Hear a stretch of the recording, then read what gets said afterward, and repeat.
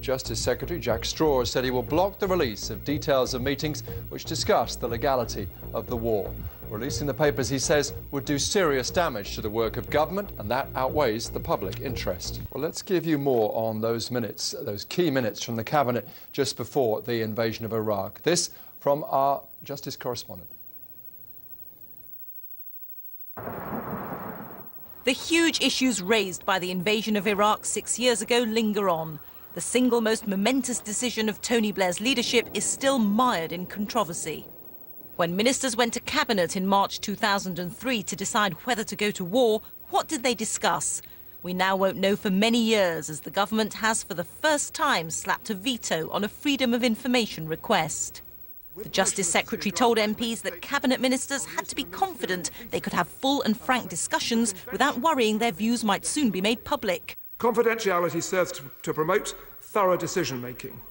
Disclosure of the Cabinet minutes in this case jeopardises that space for thought and debate at precisely the point where it has its greatest utility.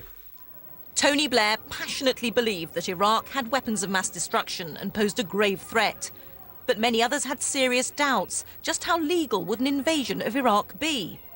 Lord Goldsmith, the Attorney General at the time, gave advice to the Cabinet 3 days before the invasion that the war was legal. But leaks have since suggested that 2 weeks before the invasion, Lord Goldsmith wasn't sure. That's why attempts have been made to have the minutes of the Cabinet meetings where his advice was discussed made public. 78,000 documents have been released under the Freedom of Information Act, which this government brought in for greater openness, but not today. The Tories supported the government's veto, but the Liberal Democrats and some Labour MPs were unhappy. Won't the effect be simply to confirm people in the belief that there is something in that period that needs to be hidden? This is a government which frequently tells people that if they've nothing to hide, they've nothing to fear. And yet this government doesn't have the courage to publish the minutes which led us towards the worst foreign affairs disaster for 50 years.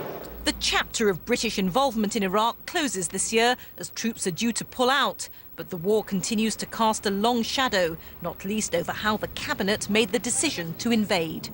Rita Chakrabarti, BBC News, Westminster.